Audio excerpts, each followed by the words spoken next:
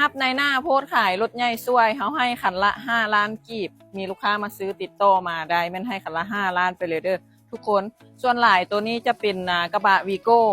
คันนี้380คันนี้390เด้อให้คันละ5 ล้านหมดเลยนี่นะทางด้านในคันนี้380ตัวเตี้ยคันนี้495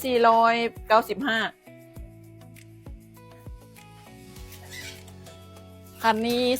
485โฟวินไซด์เดิมคันนี้ปี12โฟวิน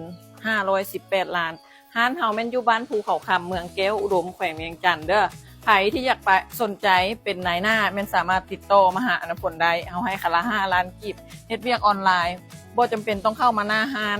มีลูกค้าติดต่อมาเลยประเภทวีโก้ให้คันละ5 ล้านส่วนรุ่นนี้ตัวนี้จะเป็นฮุนไดตะกรุบรุ่นนี้ให้คันละ2-3 ล้านเด้อ